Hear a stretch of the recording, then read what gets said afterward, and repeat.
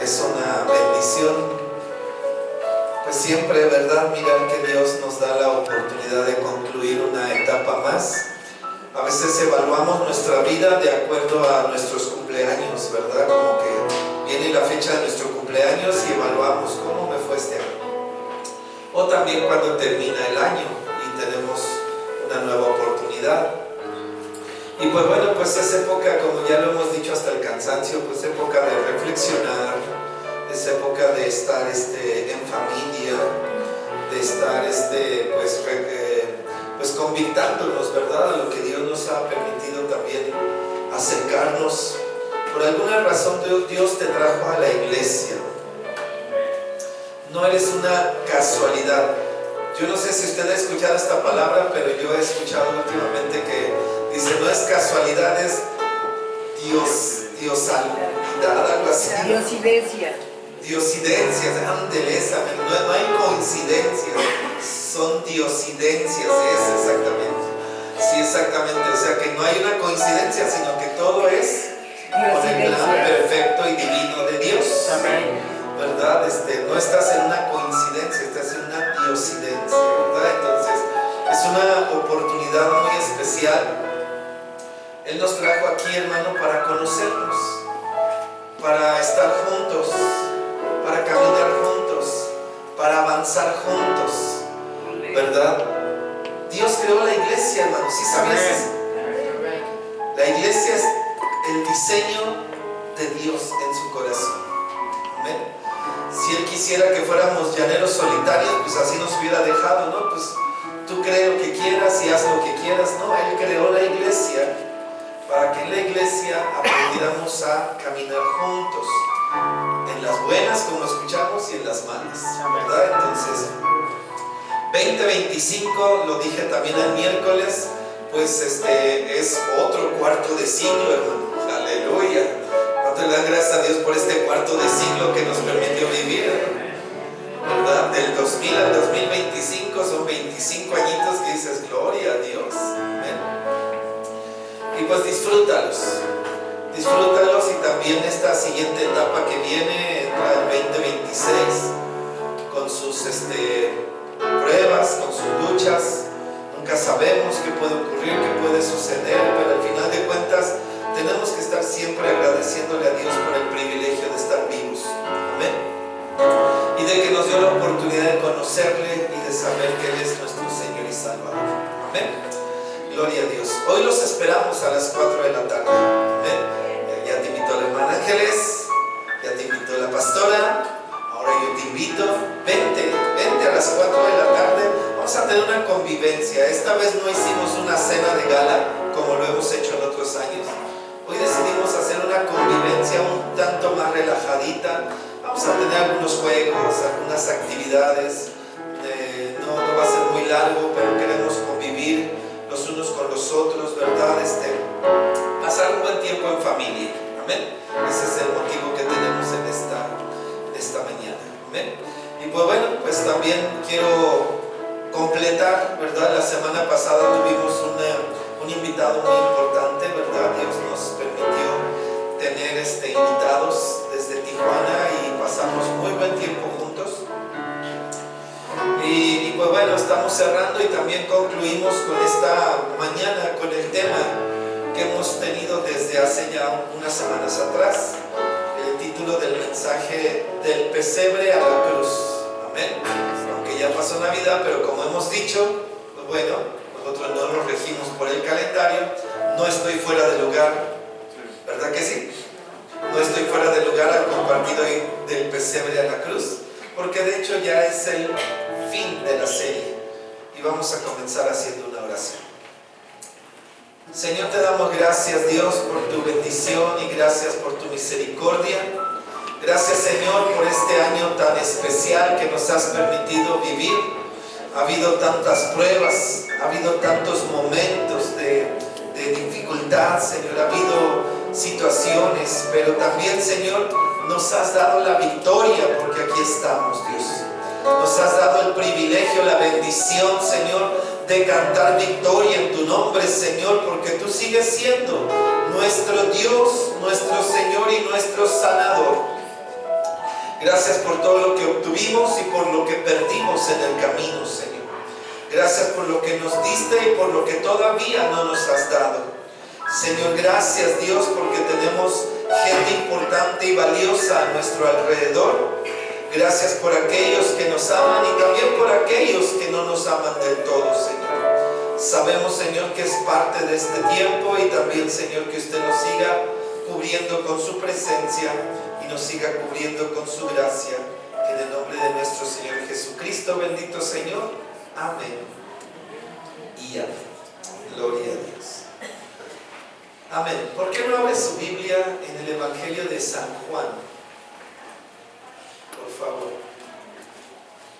Evangelio de San Juan. Y vamos al capítulo 1, del versículo 14 al 18. Amén. Evangelio de San Juan, capítulo 1, del 14 al 18. Amén. Si lo encontramos, nos da un amén, por favor. Amén. Gloria a Dios. La palabra del Señor se lee en el nombre del Padre, del Hijo y del Espíritu Santo. Dice el Señor: y aquel verbo fue hecho carne y habitó entre nosotros, y vimos su gloria, gloria como del unigénito del Padre, lleno de gracia y de verdad. Juan dio testimonio de él y clamó diciendo: este es de quien yo decía, el que viene después de mí es antes de mí, porque era primero que yo. Porque de su plenitud tomamos todos, y gracia sobre gracia. Pues la ley por medio de Moisés fue dada, pero la gracia y la verdad vinieron por medio de Jesucristo. A Dios nadie le dio jamás. El unigénito Hijo que está en el seno del Padre, Él le ha dado a conocer. Amén. Gloria a Dios. Gloria a Dios, es una inspiración del Espíritu Santo en la vida de Juan, el discípulo de Jesús. Juan escribe de esta manera. Yo podría decirle que Juan es como el poeta de los evangelistas. Usted lee el Evangelio de Juan y está lleno de metáforas, lleno de ilustraciones, lleno de momentos emotivos. Y aquí nos describe a nuestro Señor Jesucristo tal y como es, ¿verdad? Desde su perspectiva, desde su corazón. El día que escudriñamos el libro de Lucas, dijimos que Lucas era como el investigador, ¿verdad? Que él investigaba, que él ahí miraba quién hizo qué cosa y por qué, ¿verdad? Era un investigador, ¿verdad? Mateo, con su inteligencia, ¿verdad? Un hombre al cual Dios le dio una sabiduría para poder también discernir los números, discernir las cuestiones matemáticas, y por eso vemos muchos números en el libro de Mateo. Pero San Juan, hermano, escribió este libro, y se dice que aun siendo judío, no lo escribió exclusivamente para los judíos, lo escribió para toda la humanidad. Y es ahí donde encontramos, ¿verdad?, cómo el Espíritu Santo inspiró a diferentes hombres para poder traer la palabra de maneras diferentes. Amén. Y esto que acabamos de leer, hermano, está lleno de emotividad. Yo cuando lo leo, hermano, parece que Juan está emocionado al escribirlo. No lo está escribiendo, hermano, con desgana, porque quizás él, sin saberlo y de entenderlo completamente, pero el Espíritu Santo lo estaba llenando para saber que esta palabra, hermano, iba a preservarse durante miles de años para poder llegar a cada uno de nosotros. Amén. Y aquel verbo fue hecho carne, dice. El verbo, hermano, es la palabra en acción, una palabra que se hizo carne.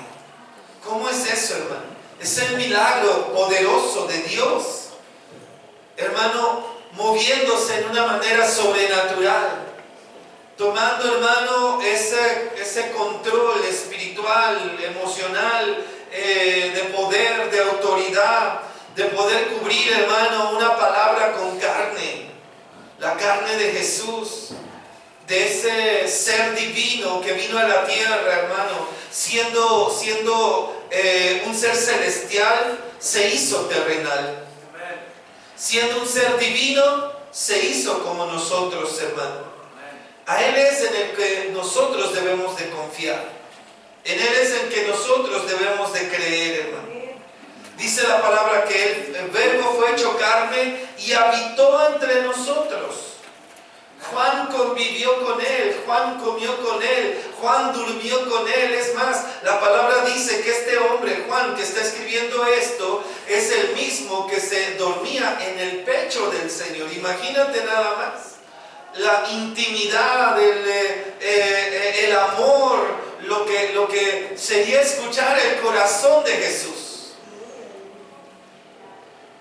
¿Alguna vez has escuchado el corazón de tu hijo? Amén. O de tu esposo, o de tu esposa, ¿verdad? Que le puedes decir, ay, escucho tu corazón, ¿verdad? Imagínate escuchar el corazón de Jesús. Y por eso Juan, cuando escribe esta porción, nos describe con tanto entusiasmo lo que estaba experimentando. Y dice por eso el versículo 14, y vimos su gloria.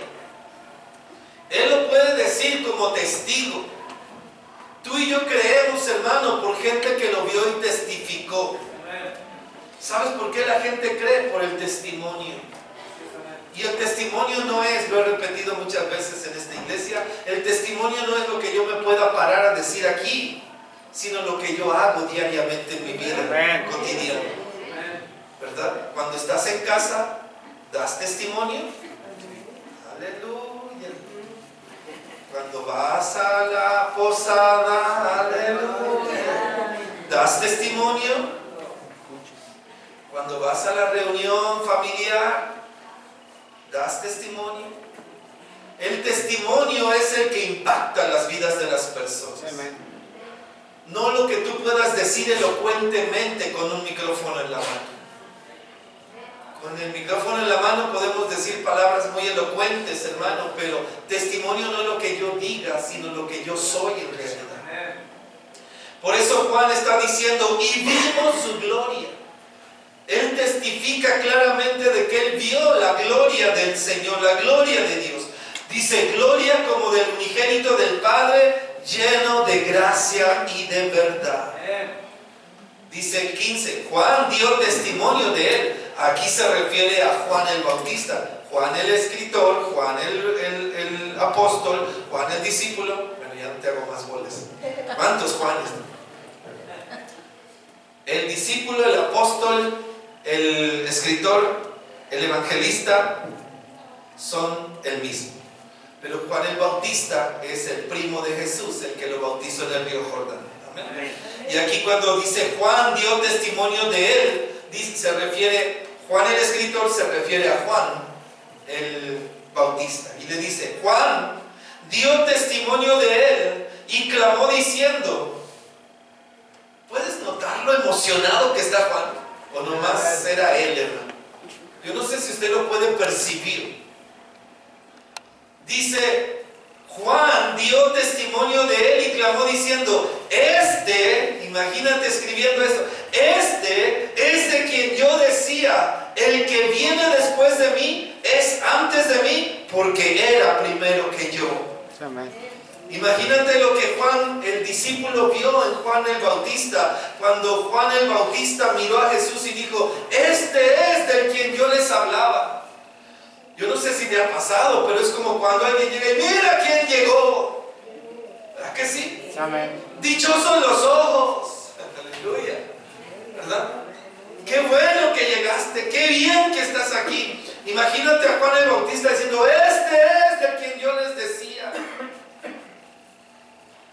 Juan dio testimonio de él. Dice el versículo 16, porque de su plenitud tomamos todos y gracia sobre gracia. Pues la ley por medio de Moisés fue dada, pero la gracia y la verdad vinieron por medio de Jesucristo. Es la gracia la que hoy nos acompaña.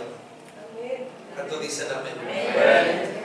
La ley es dura, la ley es violenta, la ley es agresiva, la ley es pesada. La gracia es dulce, la gracia es paz, la gracia es satisfacción. Pero tenemos que aprender a vivir en la gracia también, hermano. No abusemos de la gracia. A veces, hermano, la gente dice, como estoy en la gracia, yo puedo moverme como quiera, al fin y al cabo, vivo en la gracia. No abusemos de la gracia de Dios. Pues la ley por medio de Moisés fue dada, pero la gracia y la verdad vinieron por medio de Jesucristo. Termina diciendo, bueno, en este versículo dice, a Dios nadie le vio jamás. El unigénito Hijo que está en el seno del Padre, Él le ha dado a conocer. Jesucristo vino a revelarnos al Padre. Jesucristo vino a mostrarnos quién es Dios. Por eso, hermano, el único camino a seguir es Jesucristo. De donde tú y yo vengamos, hermano, tenemos que entender que Cristo Jesús ahora es la revelación completa de un camino verdadero. Ya no tenemos que estar confundidos, hermano. Gente cree tantas cosas, hermano, y está tan perdida, y lo creen con más fe a veces que los mismos cristianos. Fuimos al Zócalo y ahí ves, hermano, cómo la gente se entrega a que le arrojen humo y a que le den su zarandeada ahí con ramas, hermano, y lo creen. ¿Y sabes qué? Lo hacen con convicción. Yo estaba observando, hermano, y la persona que está ahí, que le están haciendo esas cosas, se deja y cierra los ojos y yo no sé qué está en su mente, pero se le mira serio, hermano. Y a veces en las cosas de Dios no estamos serios, hermano. En lugar de estar serios, hermano, vacilamos, como que dudamos, hermano. Yo digo, ¿qué nos falta para comprender que tenemos el lado correcto? ¿Verdad? Pasamos, hermano, y otro vestido de blanco ahí en el Zócalo también, diciendo, venga, le hacemos un cuarzo y no, ¿qué tanto rollo, verdad? La hermana Liz se voltea y dice, la sangre de Cristo, no, hombre, hasta brincó aquel, ¿no? Porque esas cosas no se llevan con las cosas de Dios, imagínate. Y si no se llevan con las cosas de Dios, entonces ¿de quién son, verdad? Y nosotros muchas veces participamos en ese tipo de cosas. Alguna vez hicimos cosas, alguna vez nos metimos con gente, alguna vez investigamos, o alguna vez quisimos, hermano, pero hoy ya estás del lado correcto, ya estás del lado de la gracia, ya estás del lado del que ha verdaderamente cambiado nuestras vidas. Hablamos, hermano, de ese divino tesoro que llegó en un pesebre, ¿se acuerdan? Hemos seguido, hermano, la trayectoria y miramos que 700 años antes se profetizó que vendría. Y hace 2000 años aproximadamente llegó y estuvo entre nosotros. Caminó en esta tierra, hermano. Sus pies, hermano, estuvieron con ese cuerpo material que el mismo Dios le había otorgado porque el Verbo se hizo carne, pisando, hermano, la misma tierra que tú y yo pisamos en este momento. Amén. Diciembre, hermano, es un mes de muchas fiestas, de muchos festejos, de muchas celebraciones. Diciembre, hermano, a veces nos mantiene distraídos por eso. ¿Qué voy a regalar? ¿Con quién me voy a juntar? ¿Dónde la voy a pasar? ¿Qué vamos a comer? ¿Qué hay que ir a comprar? Hay que ir temprano porque se llena de gente. ¿Qué nos falta, verdad? ¿Qué hay que hacer, hermano? Y andamos muy apurados en diciembre, hermano. Y tendríamos, hermano, que entender que es un tiempo también de reflexionar, de poner atención en las cosas de Dios. No solamente se profetizó y no solamente nació, sino que creció y se desarrolló como hombre. Jesús vino a cumplir un propósito a la tierra, hermano. Jesús es un hecho histórico y verídico. Amén, amén. Jesús es un hecho histórico y verídico. Amén. No es una leyenda, no es un cuento, no es una fantasía. fantasía no forma parte, hermano, del catálogo de los hermanos Grimm, ¿verdad?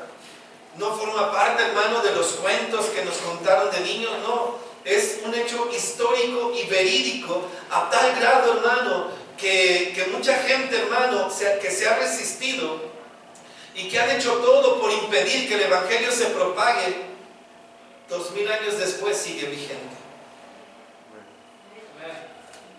En los 80s el comunismo se cayó y decían que iba a ser eterno. Sus fundadores dijeron, no, esto va a ser eterno. En los 80s el comunismo se cayó. Amén. El imperio romano se desvaneció. Los planes de los nazis no prosperaron. Y la iglesia cristiana prevalece. La iglesia cristiana continúa. Porque es la única institución que va a perdurar para siempre.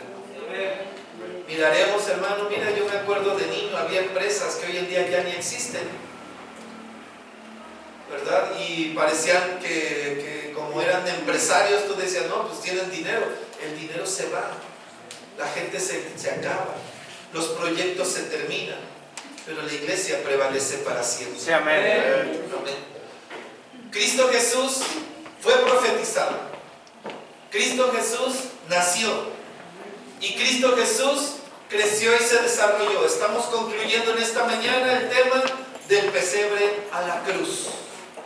Estamos mirando, mis amados hermanos, cómo de ese humilde cajón de alimento para animales, el Señor se levantó de allí, hermano, para hacer una vida, un camino, un propósito. Vamos al Evangelio de Lucas. Ahí en el Evangelio de Lucas, capítulo 2, versículo 40.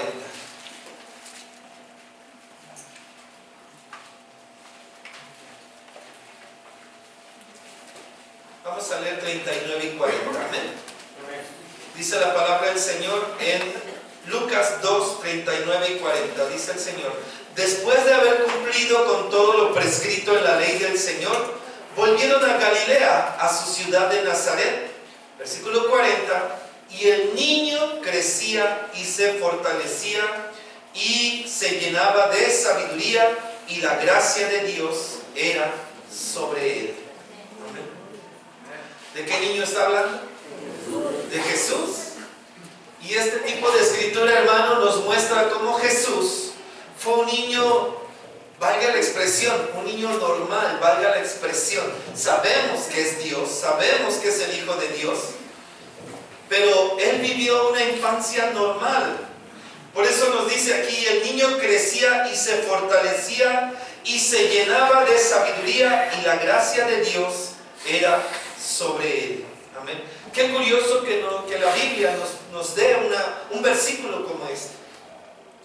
Qué curioso que la Biblia nos regale una escritura como esta, donde nos enseña que el niño iba creciendo. Nos quiere dar a entender, hermano, que él crecía en estatura como cualquier niño.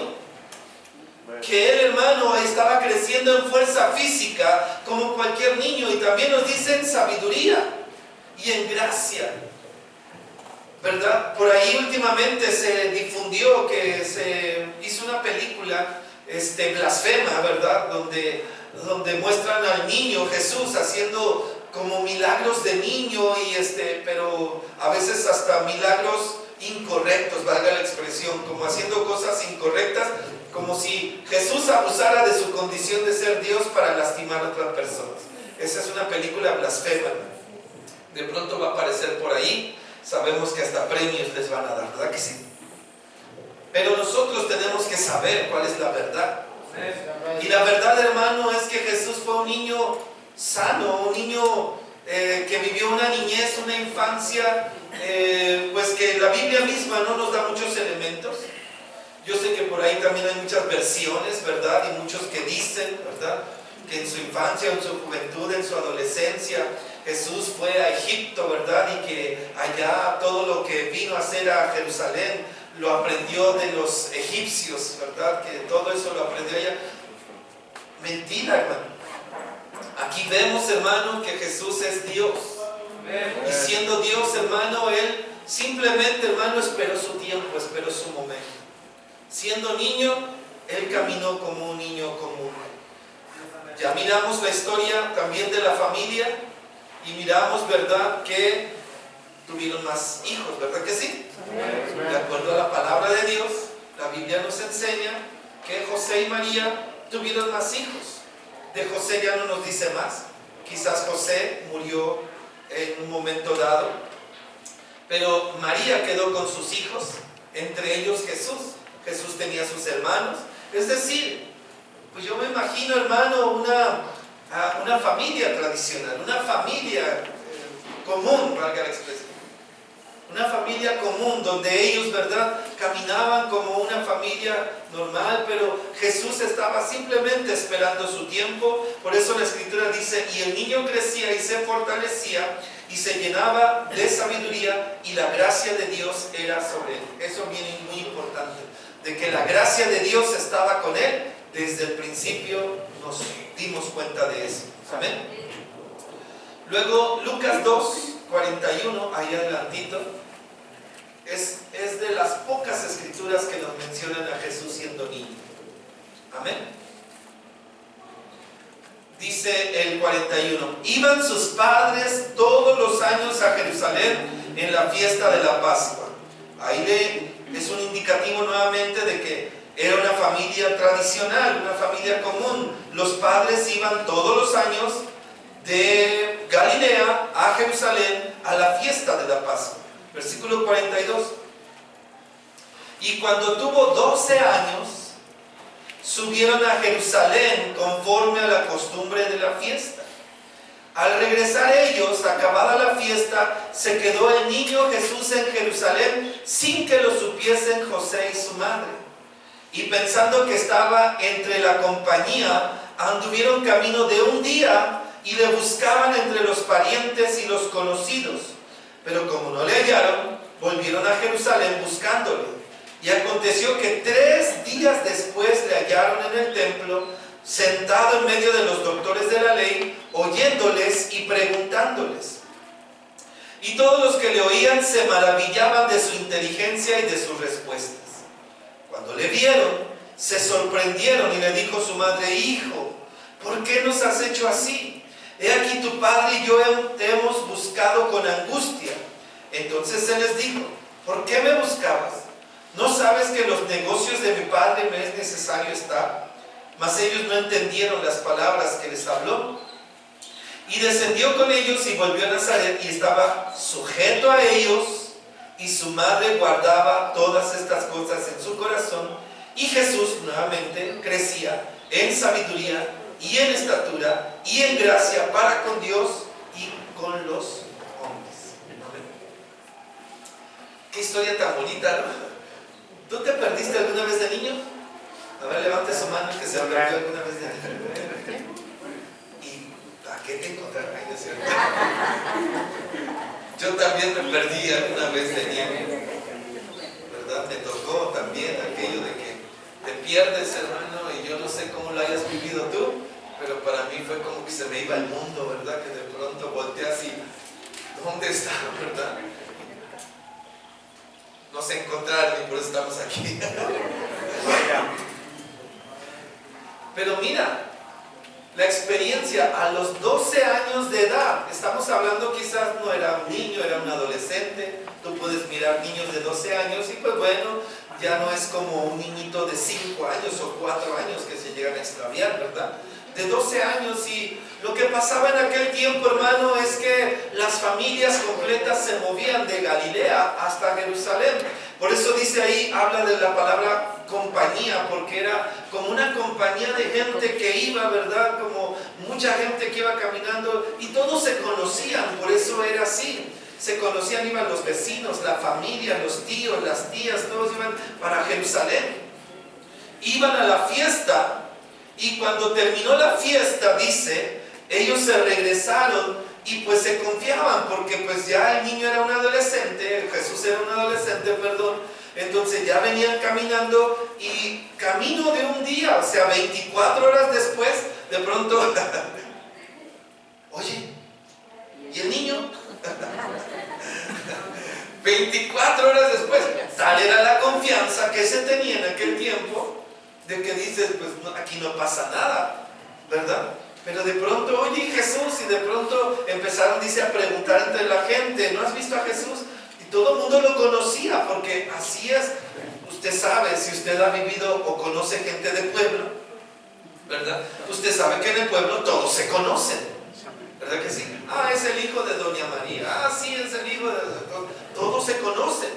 Aquí no, aquí dicen, lo he visto, pero ni sé quién es, ¿no? Pero así era en aquel tiempo, hermano. Entonces, ¿no has visto a Jesús? ¿No has visto a Jesús? Y todo el tiempo, hermano, hasta que dijeron, no viene. Los papás, José y María, decidieron regresarse. Si te das cuenta, todo esto nos da el panorama de que era una familia común. Era una familia común. Ellos, hermano, iban y venían como cualquier familia, se movían como cualquier familia, andaban como cualquier familia. Nunca Jesús dio muestras de su poder. Lo miramos aquí mismo en esta escritura. No es que él, siendo niño, hermano, haya hecho milagros y se haya movido. No, él se dio a conocer hasta que tuvo 30 años de edad. ¿Está conmigo? Entonces, hermano, ahí se extravió. Bueno, no se extravió, él se quedó. Él estaba contento, hermano. Él estaba en el templo. Casi siempre pasa eso cuando alguien se pierde, o cuando alguien se tarda, ¿verdad? Uno está aquí, ay, ya se tardó. Y el otro, ¿por qué? Si yo estaba ahí cotorreando, estaba bien a gusto. Pues el niño estaba a gusto en el templo, haciendo lo que le gustaba. Estaba, hermano, consultando con los doctores de la ley, con los maestros de la ley, con los escribas. Y ellos, hermano, escuchaban sus respuestas de Jesús y se sorprendían y se maravillaban. Pero llegaron los padres de Jesús, hermano, angustiados, y aún María le reconviene y le dice, ¿por qué nos has hecho así? He aquí tu padre y yo te hemos buscado con angustia. Ni el celular contestas. Ay, no sé para qué les compras celular si nunca te contesta. Bueno, esa fue gratis. Bueno, entonces, y ahí está, hermano, y llega, y María, hermano, le reconviene. ¿Por qué? Mira, una madre angustiada diciéndole al niño, ¿por qué nos has hecho así? Te anduvimos buscando, tu padre y yo, mira, estamos en angustia. Una mujer normal, no como la tradición lo quiere hacer. Si eso fuera, hermano, ella, tranquilo José, tranquilo Pepe, tranquilo, ahorita yo sé dónde está. No, ella era una mujer normal. ¿Está conmigo? ¿Sí me explico? Entonces, ella, angustiada como mujer, angustiada como madre, lo busca, y cuando lo encuentra todavía le dice, ¿por qué nos hiciste esto? Mira, nosotros buscándote y tú aquí. Qué bendición si cuando buscas a tus hijos los encuentras en la iglesia. Me sorprende, hermano, aquellas mamás que se enojan porque sus hijos quieren venir a la iglesia. No entiendo, hermano. No entiendo, los prefieren en X parte. Pero no entiendo, hermano, por qué gente se enoja. Ay, vas otra vez a la iglesia. Hermano, quiere venir a la iglesia. Está jovencito, está jovencita, porque va a llegar el día en que no va a querer venir, hermano. Y te va a doler ese momento, hermano. Pero de verdad, hermano, me sorprende, hermano, cómo a veces algunas mamás o algunos papás, hermanos, se molestan, se enojan porque el hijo quiere venir, el joven quiere venir a la iglesia, el niño quiere estar en la iglesia, y hasta lo reconvienen. Pues ¿cuánto te dan? ¿Cuánto? Ya mejor quédate a vivir allá, ¿verdad? Qué triste. Qué bueno que María encontró a Jesús. ¿En dónde? En el templo. No lo encontró en el tianguis, en las micheladas. Aleluya. No lo encontró, hermano, en X parte, lo encontró en el templo, angustiada. Pero yo creo que cuando lo vio en el templo, dijo, ay, hijo de mi vida, ¿dónde estás? ¿Sí o no? ¿Cuántas mamás se me están entendiendo? Los papás a veces son más duros, pero las mamás entienden ese concepto de, hijo de mi vida, aquí estás. Y mira nada más. Sorprendido el niño, ¿verdad? Estando ahí, dice, pero ¿por qué me buscaban? Fíjate la respuesta de Jesús. No le dijo, estoy bien, no molestes, me andan buscando. ¿Para qué? ¿Qué les importa? No, imagínate el corazón de Jesús. ¿Por qué me buscabas? ¿No sabes que en los negocios de mi padre no es necesario estar? Ojo con lo que sigue. Mas ellos no entendieron las palabras que les habló, porque eran una familia normal. ¿Sigue conmigo? Amén. Ahí se rompen muchos conceptos que la tradición quiere enseñar. Porque si no, yo ya sabía, porque pues yo soy Ave María Purísima. Discúlpeme, no me estoy burlando, simplemente que entendamos el concepto de que cómo es que María caminó como una mujer normal siempre. ¿Sigue conmigo? Amén. Ahí entonces, hermano, encontramos que Jesús le responde, pues ¿por qué me buscaban? Y dice, ¿qué no saben? ¿Qué no miran? ¿Qué no se dan cuenta que yo debo estar en los negocios de mi Padre? Y dice, mas ellos no entendieron las palabras que les habló, y descendió con ellos y volvió a Nazaret. Y una vez más dice, y estaba, ¿sí lo pueden leer conmigo? Dice, ¿qué?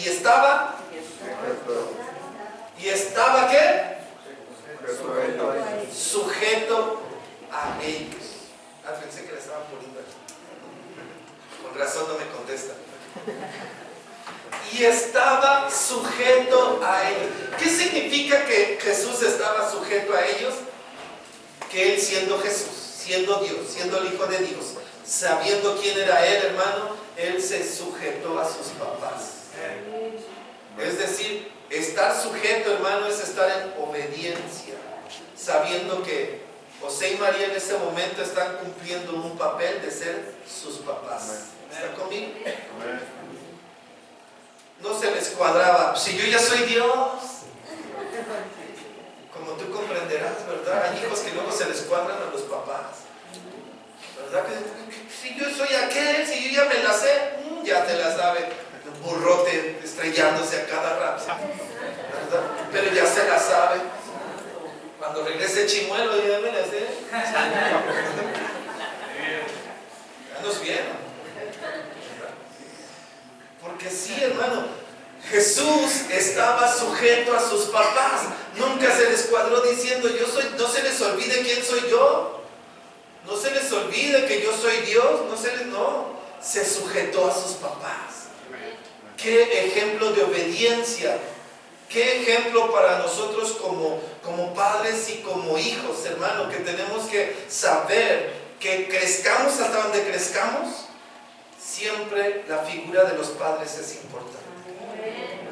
En obediencia, en sujeción, hermano. Eso es importante. Son principios, son valores, son fundamentos que han permitido, hermano, que la sociedad dure hasta el día de hoy. Si no, imagínate, hermano, cuántas matricidas y parricidas han existido. ¿Está conmigo? ¿Sí entiende esas palabras? Amén. Pero nosotros, hermano, miramos cómo Jesús se sujetó a sus papás. Se sujetó a ellos. Les obedeció. Y dice, y su madre guardaba estas cosas en su corazón. Es decir, ella veía, pero pues, al final de cuentas no comprendía mucho.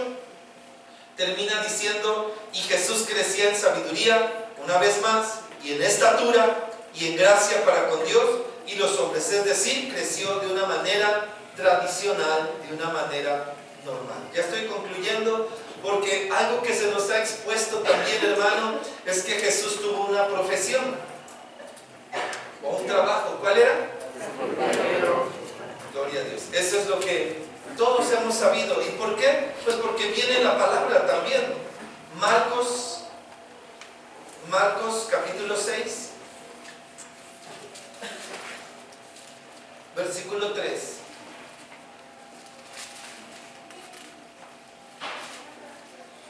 Leamos desde el 1 para tener el contexto. Amén. Marcos 6:1, ¿lo tiene? Marcos 6:1 dice la palabra, ya está hablando de Jesús ya siendo un adulto, ya ejerciendo su ministerio, pero vamos a ver qué pasa ahí. Dice, salió Jesús de allí y vino a su tierra y le seguían sus discípulos. Y llegado el día del reposo comenzó a enseñar en la sinagoga. Ahora ya él es el maestro, ahora él ya está enseñando.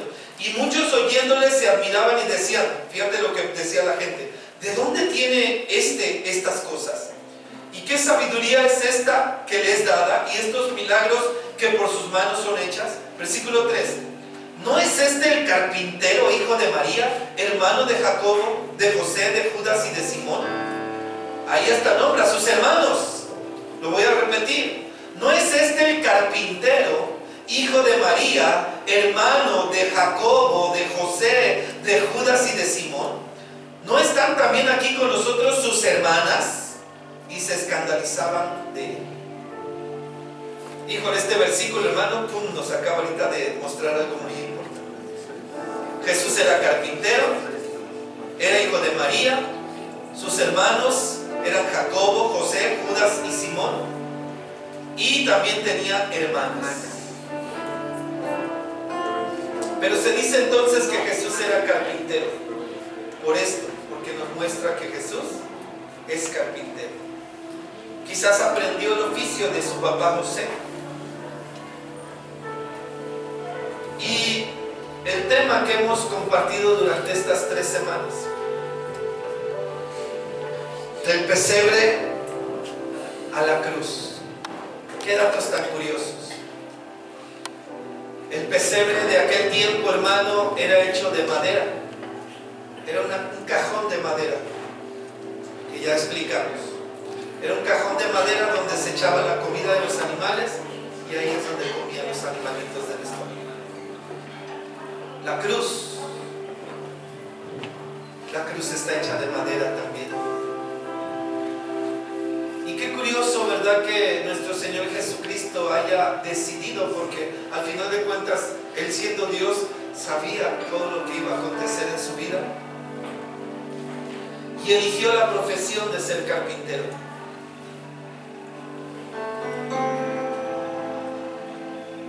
Pero esos carpinteros que tú dices, wow, hay obras de arte de carpintería, ¿verdad?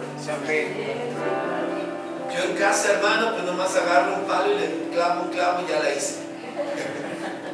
¿Verdad? Pero hay carpinteros que hacen maravillas con sus manos.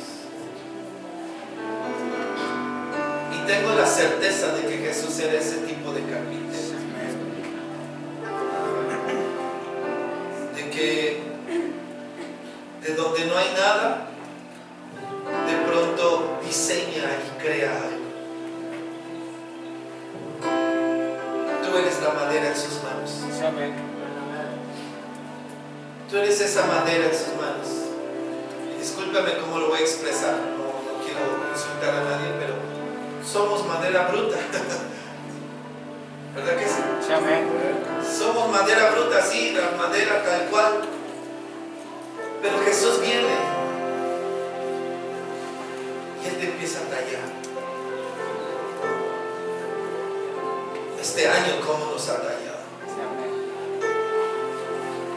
Ha sido un año donde nos ha tallado y nos ha tallado, porque Él sabe lo que quiere formar al final de cuentas. Él sabe lo que está haciendo con nosotros. Nosotros no lo entendemos porque la mesa nunca se le revela al que la está haciendo, ¿verdad? La mesa nunca se... ¡Ay! Me estás lijando demasiado. Imposible. Uy, nosotros ¿cómo nos quejamos?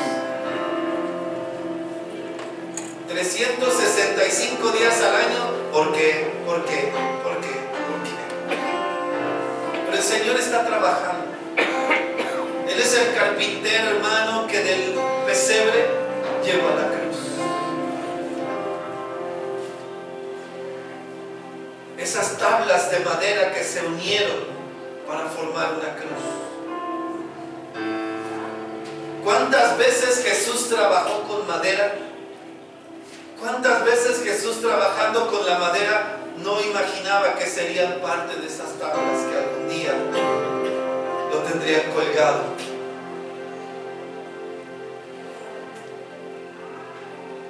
La Biblia dice que Jesús sufrió en el madero.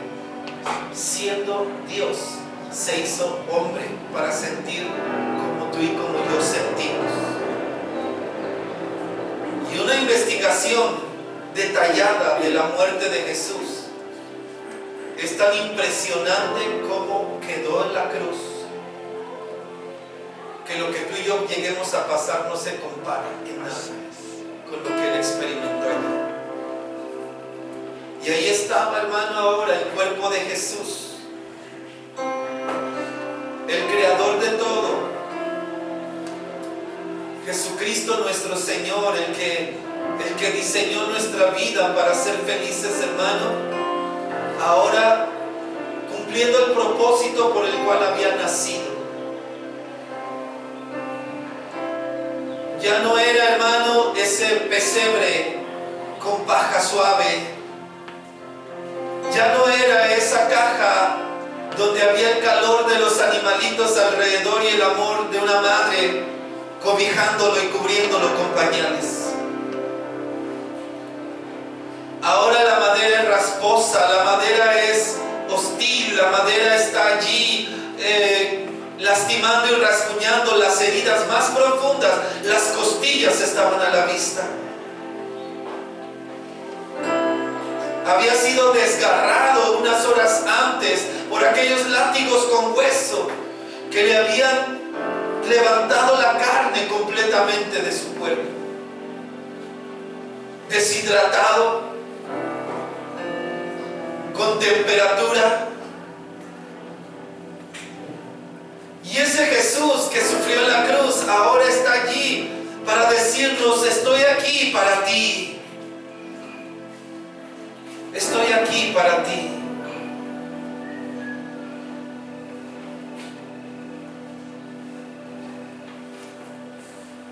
Cuando hablé del pesebre, le hice la referencia de la ilustración de aquel árbol que quería ser un cofre. La misma ilustración nos muestra ahora otro árbol. Es otro árbol que también estaba ahí en el bosque y que él estaba contento. Él no quería ser cortado. Él no fue como el otro que quería ser cortado y que lo hicieran un cofre. Este árbol estaba en el bosque y decía: qué hermosa sensación estar aquí. Nunca quiero ser cortado. Yo nunca quiero ser cortado. Quiero crecer y crecer tan alto que llegue incluso a tocar el mismo cielo. Que nunca nadie me corte. Estando aquí yo quiero llegar a crecer tan alto que llegue hasta la punta del cielo, hasta que llegue a tocar el cielo. Sin embargo, llegaron los leñadores y él se puso nervioso, empezó a sentirse triste, temeroso, y lo señalaron: corten ese árbol. No, yo no quiero ser cortado, yo quiero crecer hasta tocar el cielo. Y lo cortaron. Y peor todavía, no hicieron nada con él. No hicieron absolutamente nada con él, solamente lo cortaron y olvidaron las tablas durante años por allí tiradas. Pasaron muchos años y ahí estaban las tablas solamente ocupando un espacio. Pero en una ocasión alguien llegó corriendo y dice: necesitamos una cruz. Nos surge una cruz porque tenemos a alguien que vamos a crucificar. Unieron esas tablas y ahí estaba ahora estas tablas que un día fueron árbol, ahora diciendo: ¿qué está pasando? Tanta gente, tanto movimiento, tanto ruido. Y pusieron esta cruz sobre los hombros de un hombre que con tanto esfuerzo podía caminar. lo primero que las tablas de este árbol sintieron fue la sangre que ya estaba impregnada en su hombro, en su espalda. Y se empezó a manchar la cruz de esa sangre. Y dicen, ¿qué está pasando? ¿Qué es esto? Hasta que llegaron a lo alto de ese monte, con grandes púas, atravesaron las manos y los pies de ese hombre y lo levantaron con esas tablas formando una cruz. Y cuando este hombre expiró y entregó el espíritu aún, alcanzó a escuchar que otro hombre estaba ahí cerca y que dijo, verdaderamente este era el Hijo de Dios. Y entonces entendió que había estado lo más cerca del cielo. A veces lo que tú quieres ser no va a ocurrir, pero el plan de Dios es mucho más grande, porque Él sabe lo que quiere hacer en tu vida. ¿Por qué no se pone sobre sus pies? Adore por un momento este último domingo del 2025. ¿Qué va a suceder el 2026? Es una expectativa. Pero este último domingo del 2025 toma un momento para reflexionar y decirle al Señor gracias porque naciste en ese lugar.